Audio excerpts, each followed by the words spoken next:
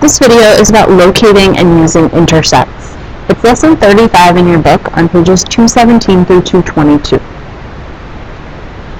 Linear equations, or equations that graph as lines, can be graphed by making a table of ordered pairs that satisfy the equation and then graphing the corresponding points x, y. Now, we've done this before when we've been given a function and we've had to plug in x values to find corresponding y values and then use those points to graph the equation. The solution of a linear equation in two variables, as we already know, is an ordered pair or set of ordered pairs that satisfies that equation. So an x and a y that make that linear equation true. Linear equations have a standard form. The standard form of a linear equation is ax plus by equals c, where a, b, and c are real numbers and a and b are not both 0. Because then we have 0 equals c, and that's not really a linear equation. So anytime we want to put an equation in standard form, we have the x term first, the y term second, and then on the other side of the equal sign we have the constant. Now, linear equations have an x-intercept and a y-intercept.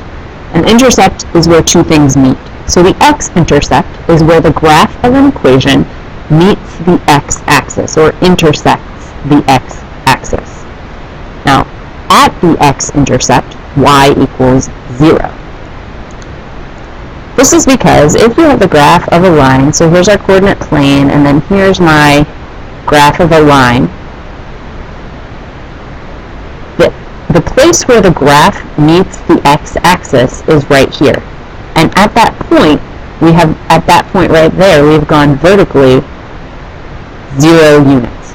So y is always 0 in the x-intercept.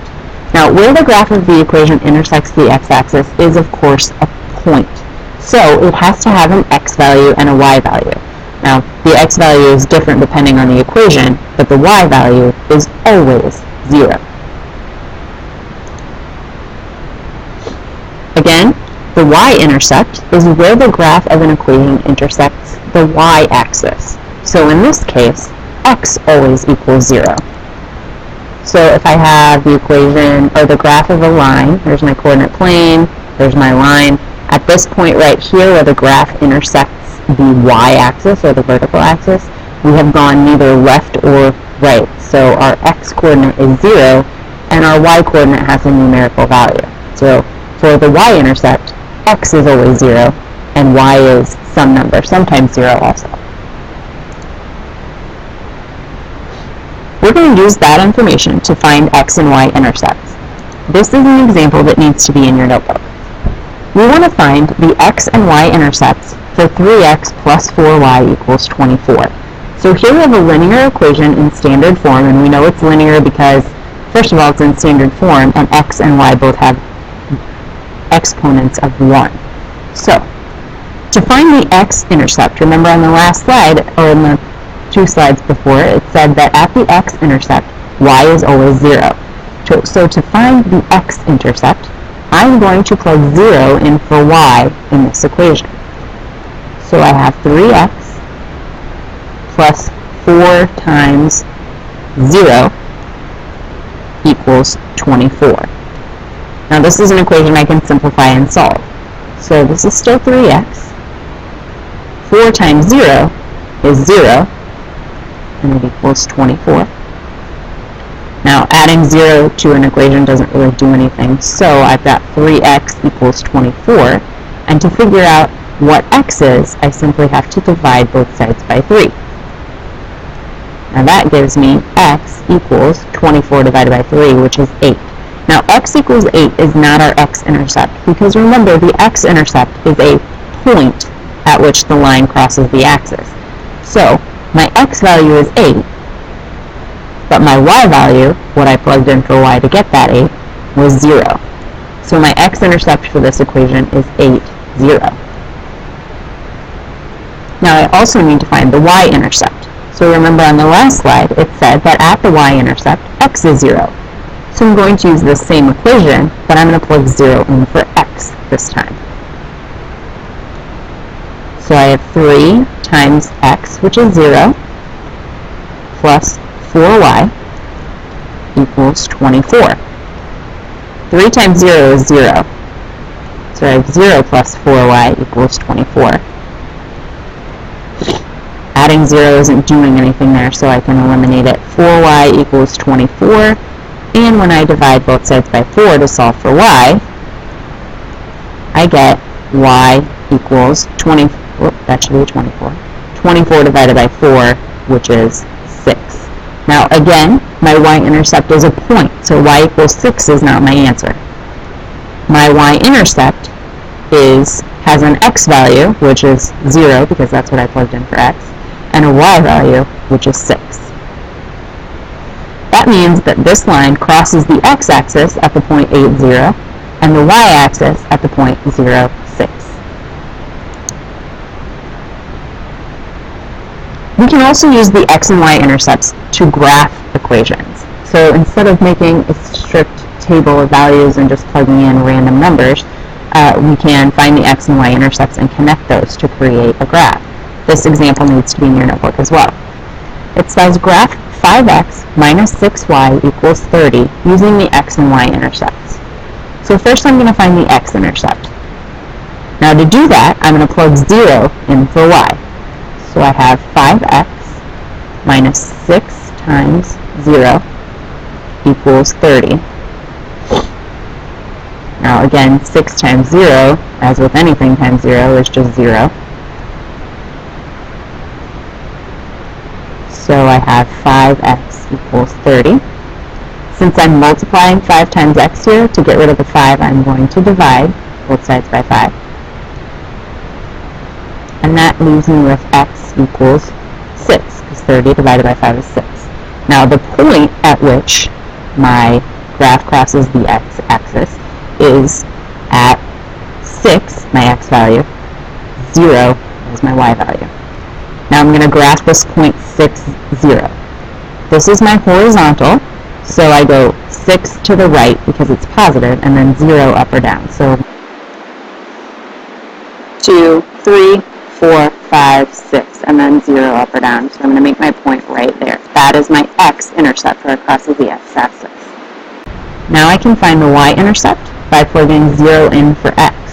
So I have 5 times 0 instead of x minus 6y equals 30.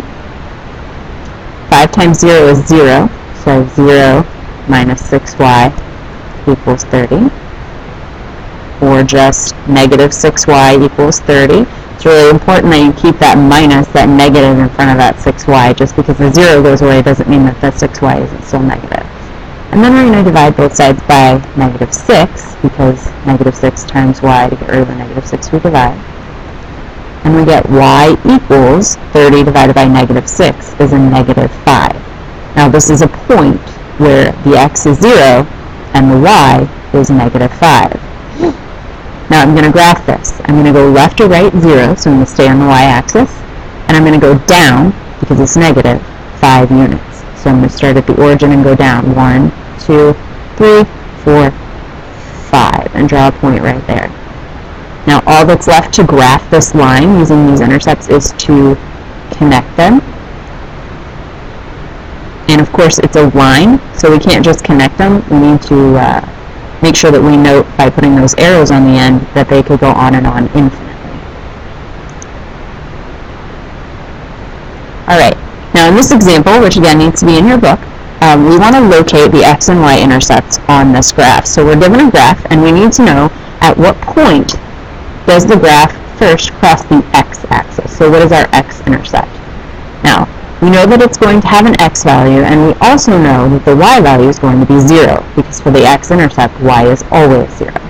So, we need to find the x value where the line crosses the x-axis. Here's our x-axis. This is the point where that line is crossing it. Looks like our scale is going by 2's, because 2, 4, 6, 8, or here 2, 4, 6, 8, negative. So since we're going to the left 2, 4, our x value is going to be negative 4. Now we need to find where our y-intercept is. So we know that the x-coordinate of our y-intercept is always going to be 0, and we need to find the y-coordinate. Here's our y-axis. It looks like this line crosses right here at this point.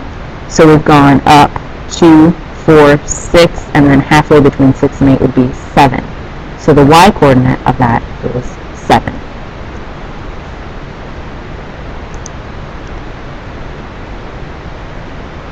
Now here we want to write the equation y equals negative 2/3 x plus 5 in standard form. Then graph the equation using the x and y intercepts. Now, the first thing it says is write this equation in standard form. That means that the x and y terms need to be on the same side, and that we need to have integer coefficients. And the constant will be on the opposite side of the equal sign.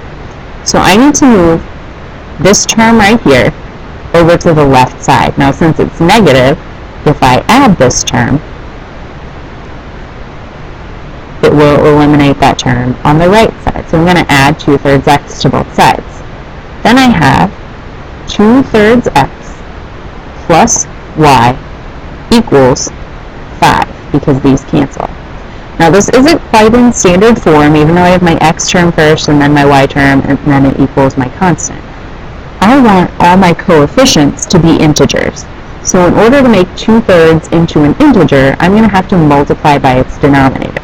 Now I can't just multiply this term by its denominator, I have to multiply the entire equation by the denominator. So I'm going to multiply everything in this equation by 3. 2/3 times 3 is 2, and then I sub my x.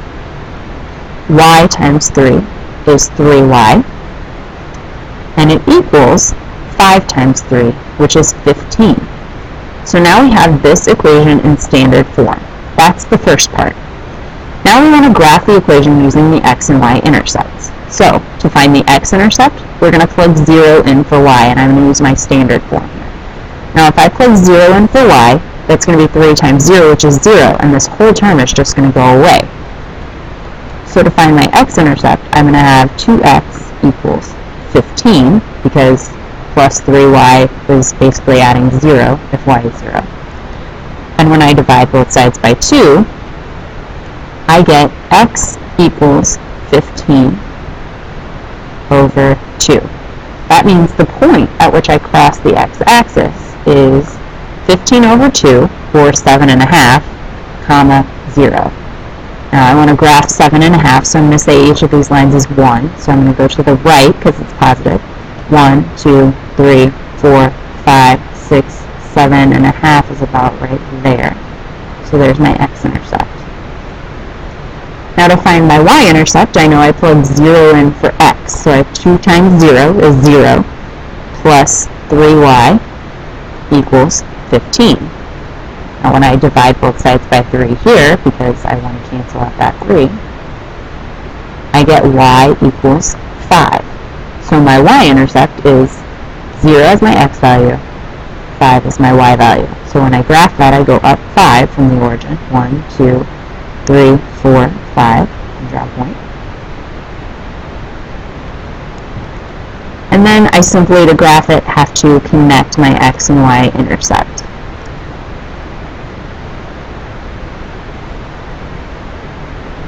And that is all for that lesson.